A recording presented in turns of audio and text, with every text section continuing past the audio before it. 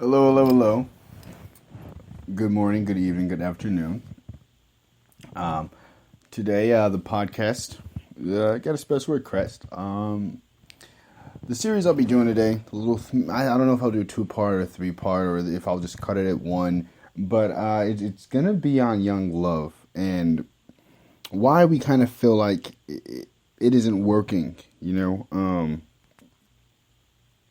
Why we feel like it's such a strenuous thing to search and search and search for love, and it's like no matter what, when we don't have that love, we feel so lonely. We feel like we can't love ourselves.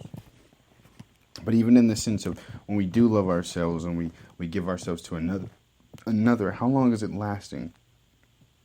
Is it a 3-month cycle?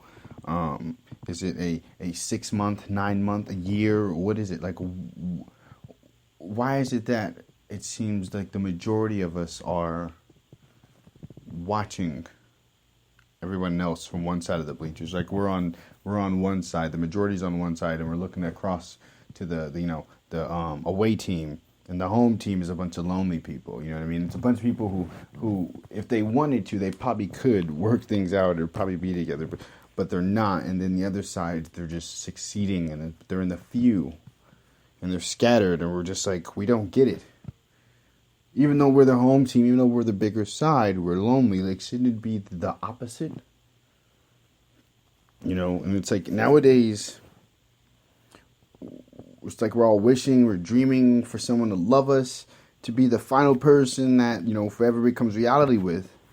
But, alas, it only seems to be a wish and a delusional 11-11 wish, a shooting star that could zoom in or zoom out, but we wish we could just, we could hone in on what it really is to know, what we're wasting our time on. Why is it that young love itself can't become old love, can't become everlasting love nowadays? Why does it have to be so,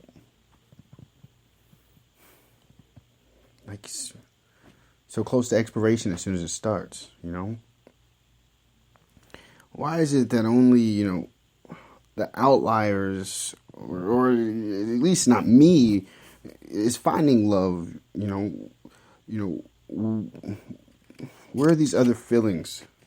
Who are the other people who are feeling this? Or am I the only one? Like, can I be the only one? Well, I know that's not true. I know there's others. I know there's many because I see it every day.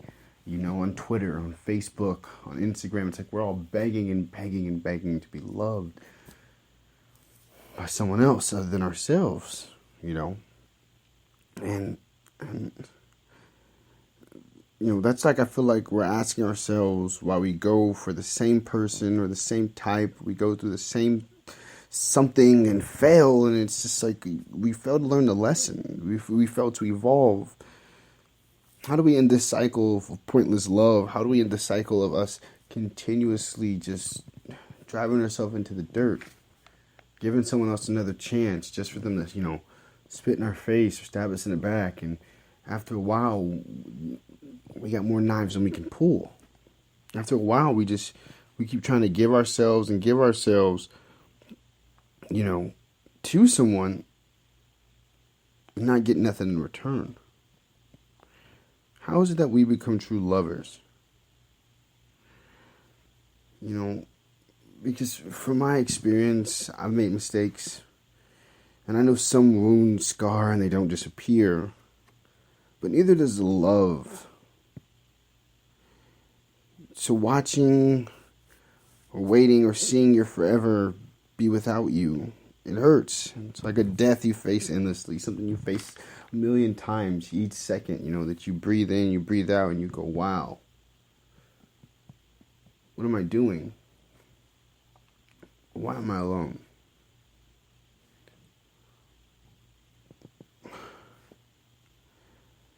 Why am I putting myself in this makeshift grave? Whether it's a bottle, whether it's drugs, whether it's just me being alone. Why are we so afraid to do the right thing when it's supposed to be the right time? Why do we wait and hesitate and feel like we can't tell this person how much we truly care. Why can't we truly open up to them? Why is it that we make them feel like we don't? And so then they do what they do. And most times in this day and age, when someone sees that you're not really invested in them, it goes to infidelity. I've been guilty of that. More than I wish I could say I haven't. So is this new age love always going to be equipped with regrets? I really don't believe that I love you has to become I hate you. I don't believe that we have to be stuck in the monotonous cycle of, can this work out the way we really want it to, or the way we saw it, we envisioned it? Because the way I love, the way I see things, the way when I am assimilating into what the other person is that I go to the very end of the moment, the end of the road, the crossroad, where one of us are laying in the hospital bed, and it's like, damn, I had a good run with you. And that's my thought process, though. That's the way I see things. Because most times, 100% of the time, when I do date somebody, I am looking for the long haul. I'm not looking for a short relay race, to get the baton passed to somebody else. I'm the cross-country sprinter. I'm going and I'm going and I'm going. And I don't know. I just wish that there's a clearer answer. Because internally right now, and this is personally speaking, stepping away from, any viewpoints I had or anything that I wrote for the show. In my current position, for those who may or may not know the movie 500 Days of Summer, Tom, he falls deeply in love with somebody, but in the movie they tell him, they warn him, that this isn't what she wants, and eventually you can tell she falls too, but she gets afraid because she realizes Tom loves her more, and she leaves. She finds love somewhere else. And then Tom is waiting, and Tom doesn't know he's waiting for this person named Autumn that comes up this summer. The metaphor is amazing. I love the movie, but I feel like I'm in that spot, and I know that there are others like me in that same position, to where they feel like Tom, but what we fail to realize is, in that movie, Tom's not really the hero or the protagonist, even though it focuses on him. Summer told him that she wasn't ready. Summer told him that she couldn't love him the way he needed to be loved. Sorry if you heard that crack, that was my neck. She warned him with all she could, and he just... Now, is it wrong to be Tom, though?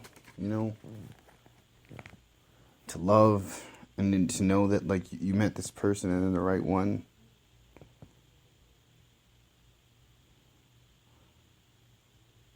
Or is it delusional? Because, yeah,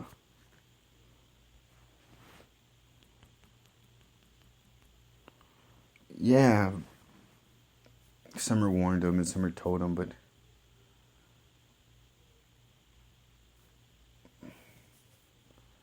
should it be left to the devices of the walls being up? Because not everybody is Summer, not everybody is Tom, and it's not that sometimes you just meet the wrong people and we don't align correctly. Most times it's that we're all holding up a wall, and we don't let the person in. So it frightens me. It frightened me to feel like that, and wondering if the person I was with is still the right one, because when I look at her and then she looks at me, I know that there's love. I know that there's a lot of the mistrust and the bullshit from before that comes with the past and comes with, the endorphins and knowing. But I also know that the love didn't dissipate, the love didn't disappear, and in no way, shape, or form was it weakened. There's just surrealness that came into the minds of both people. And I feel like that's with everyone, you know?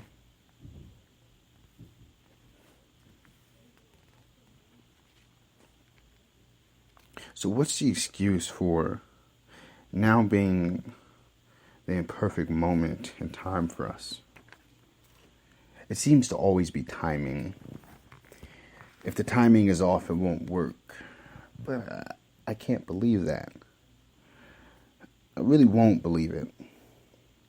Because when we're in the now, we start living in the now, we know that all there is now. There is no past, there is no future. There's only what we have in this moment, and we make up whatever it will become.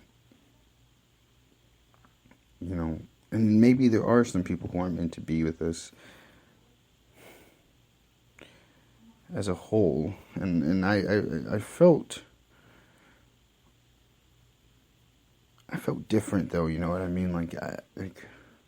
I feel different when this person's with me. You know, like I finally feel whole. I've never felt as whole as I have with that person. And all the things I wanted to protect them from, they soon become what destroyed us.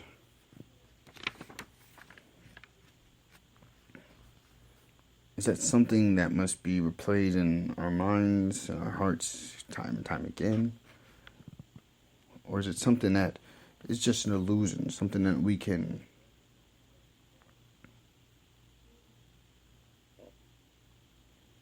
move past it? Can we break down those walls? Can we make young love really exist and not be a fallacy? Because too many times I wish I could hold you again, kiss you, make love so eternal. You'll never be able to feel love without being a part of it. That becomes so much of our newer mindset after we've lost it.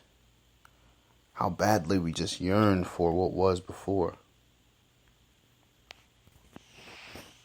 So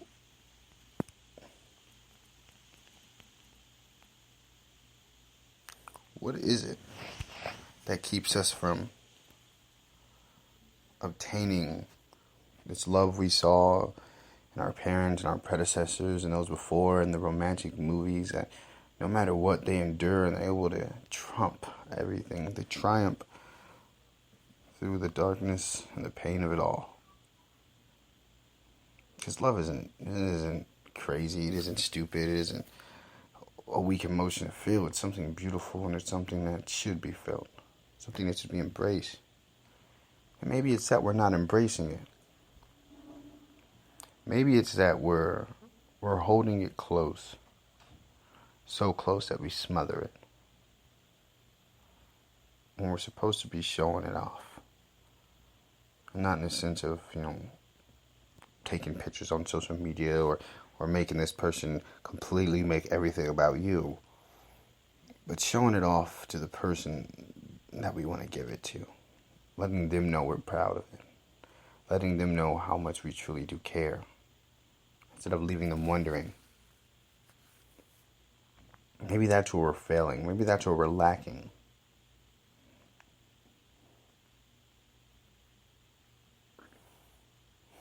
I wonder. I think about it so much every day. Am I in the right position? Am I in the right place? Is this where now stops and forever begins? I don't really know. Now, we'll be continuing in part 2. Stay tuned.